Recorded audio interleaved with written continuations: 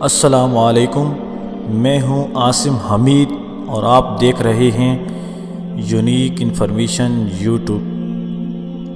آج ہم آپ کو بتاتے ہیں کہ رابعہ بصریہ رحمہ اللہ کا قبر میں فرشتوں سے مناظرہ۔ حضرت رابعہ بصریہ کا جب انتقال ہو گیا، کسی کے خواب میں وہ آئیں۔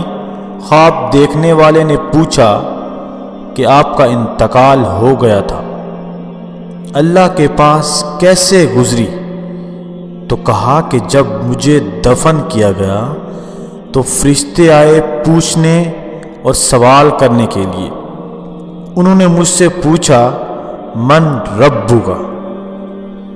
تو میں نے کہا کہ تم کون ہو؟ کہا کہ ہم اللہ کے فرشتے ہیں۔ میں نے پوچھا کہ کہاں سے آئے ہو؟ کہا کہ آسمان سے آئے ہیں۔ میں نے پوچھا کہ آسمان یہاں سے کتنی دوری اور فاصلے پر ہے؟ تو کہا کہ 500 برس کا فاصلہ ہے۔ آدمی کی رفتار سے یہاں کوئی چلے تو 500 برس میں آسمان نے اول پر پہنچے گا۔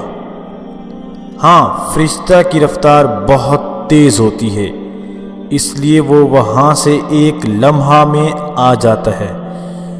وہ تو اس کو اللہ نے قدرت دی ہے۔